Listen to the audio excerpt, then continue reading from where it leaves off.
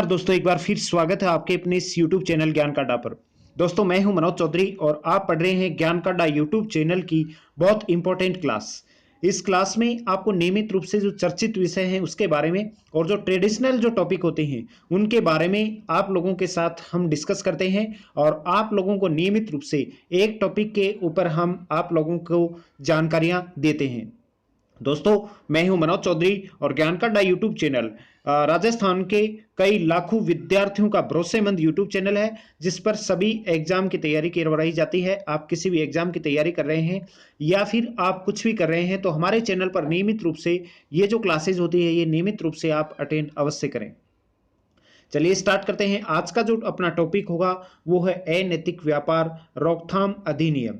अनैतिक व्यापार रोकथाम अधिनियम जिसको शॉर्ट में बोलते हैं ITPA एक्ट 1956 1956। ITPA जो एक्ट है इसके बारे में कंप्लीट पूरी डिटेल से आज की क्लास में आज के इस टॉपिक में मैं आपको बताऊंगा कि आखिरकार अनैतिक व्यापार रोकथाम अधिनियम क्या है।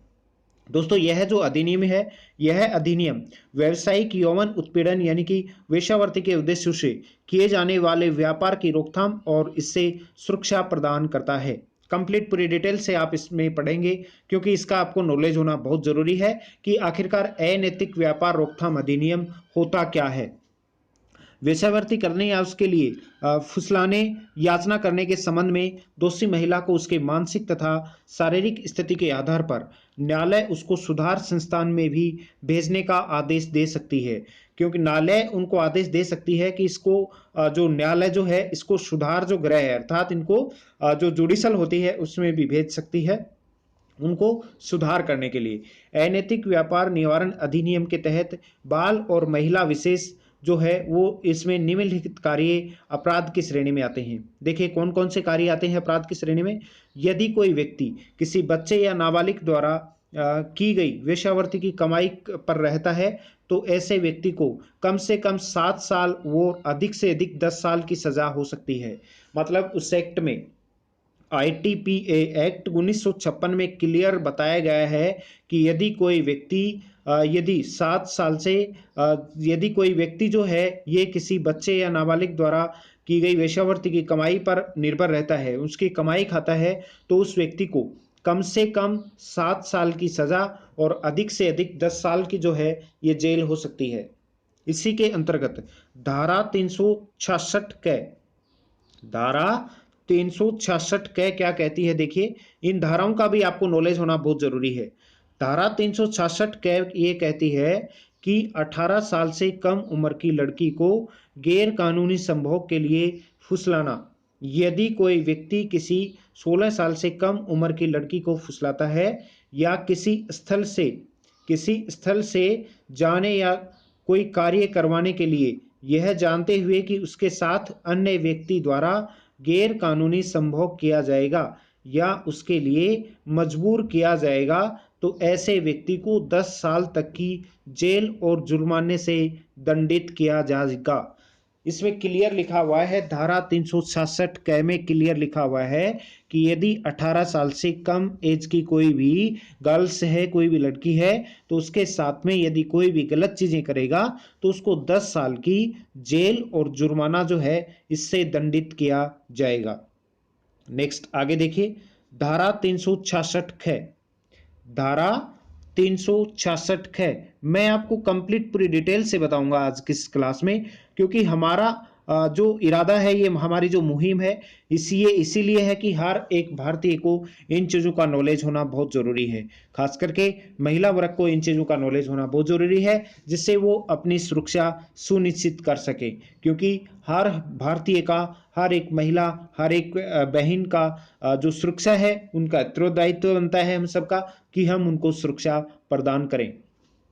धारा 366 कै क्या कहती है मेरे दोस्त कि विदेश से लड़की का आयात करना। यदि कोई व्यक्ति किसी 21 साल से कम उम्र की लड़की को विदेश से लाता है और यह जानते हुए कि उसके साथ गैर कानूनी संभोग किया जाएगा या उसके लिए मजबूर किया जाएगा तो ऐसे व्यक्ति को 10 साल तक की जेल और जुर्माने या दोनों से दंडित किया जा सकता है। धारा 366 कै ये कहता है कि यदि किसी गर्ल्स को यदि विदेश से लाया जाता है और यदि पता है किसी को कि इसके साथ अनैतिक चीजें की जाएंगी, अनैतिक काम किए जाएंगे, तो उसके लिए उसको 10 साल या 10 साल से ज्यादा की सजा और जुर्माना दोनों हो सकते हैं। अब बात करेंगे धारा 372। धारा 372 क्या है? देखिए, धारा 372 जो है ये वेश्यावृत्ति आदि के लिए बच्चों को बेचना। यदि कोई व्यक्ति किसी 18 साल से कम उम्र के बच्चे को वेश्यावृत्ति या गैर कानूनी संभोग या किसी कानून के विरुद्ध और दुराचारी काम में लाए जाने का उपयोग किए जाने के लिए उसको बेचता है या भाड़े पर देता है, तो ऐसे व्यक्ति को 10 साल तक की जेल और जुर्माना इन दोनों से दंडित करने का भारतीय संविधान में प्रावधान किया गया है। आगे देखिए, बहुत इंपॉर्टेंट टॉपिक है ये, हर एक भारतीय को इसका नॉलेज होना बहुत जरूरी है।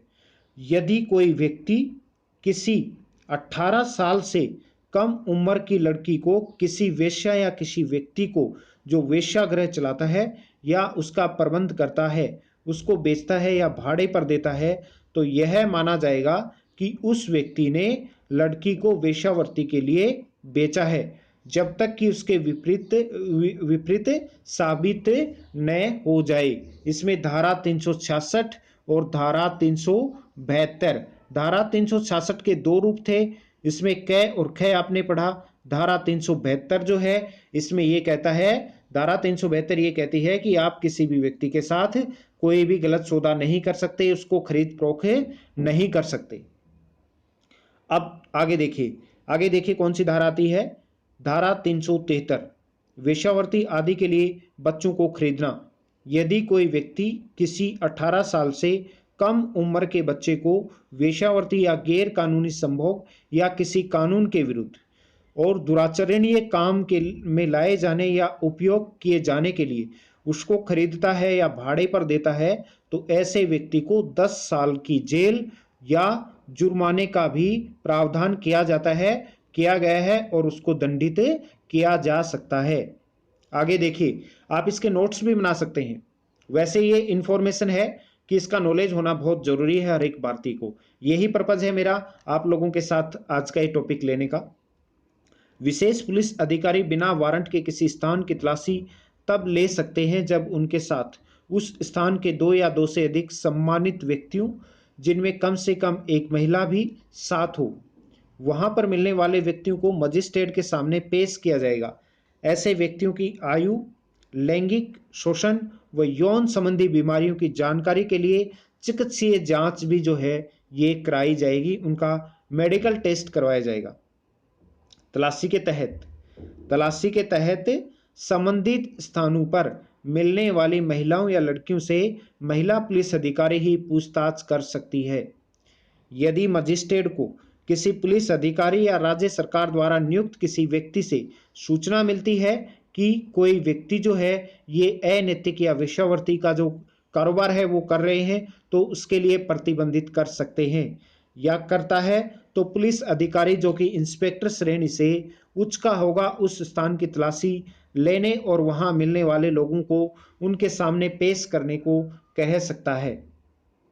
आगे देखिए अनैतिक व्यापार रोकथाम अधिनियम है क्या? ये बहुत जरूरी है हर एक भारतीय को इसका नॉलेज होना, क्योंकि समाज में जो कुरीतियां फैली हुई है, समाज में जो विसंगतियां फैली है, इनको सबको रोकने का अधिकार आपका है, आपका कर्तव्य है। मजिस्ट्रेट को पुलिस से या किसी अन्य व्यक्ति से सूचना मिलती है कि कोई घर, मकान, स्थान आदि सार्वजनिक स्थान के 200 मीटर के भीतर वेश्यावृत्ति के लिए प्रयोग किया जा रहा है, तो उस जगह के मालिक, किराएदार, एजेंट या जो उस स्थान की देखभाल कर रहा है उसे नोटिस देंगे कि वह 7 दिन के अंदर जवाब दे कि क्यों न उस स्थान को अनैतिक काम के लिए प्रयोग किए जाने वाला घोषित किया जाए। संबंधित पक्ष को सुनने के बाद भी यदि लगता है कि वहां पर वेश्यावृत्ति हो रही है, तो मजिस्ट्रेट 7 दिन के अंदर उसको खाली करने और उसकी अनुमति के बिना किराए पर न देने के आदेश भी जारी कर सकते हैं, क्योंकि इसके ऊपर रोक लगा दी जाती है और उसके ऊपर रोक लगा ही देनी चाहिए। कोई व्यक्ति यदि वेश्यावृत्ति करता है या जिससे वेश्यावृत्ति कराई जाती है, वह मजिस्ट्रेट से संरक्षण गृह में रहने और न्यायालय से सुरक्षा के लिए आवेदन कर सकता है। यदि कोई भी व्यक्ति ऐसी कृति में फंसा हुआ है तो मजिस्ट्रेट से रिक्वेस्ट कर सकता है, मजिस्ट्रेट से अपील कर सकता है कि उनको किसी संरक्षण गृह में भेजा जाए। तो दोस्तों, आज की क्लास का ये टॉपिक था अनैतिक व्यापार रोकथाम अधिनियम। कल की क्लास में इसी समय पर एक नए टॉपिक के साथ हम मिलेंगे। तब तक के लिए आप स्वस्थ रहें, पढ़ते रहें। ज्ञान का अड्डा यूट्यूब चैनल की अदर जो टॉपिक हैं वो भी आप देखते रहें। कल मिलेंगे, तब तक के लिए जय हिंद, जय भारत।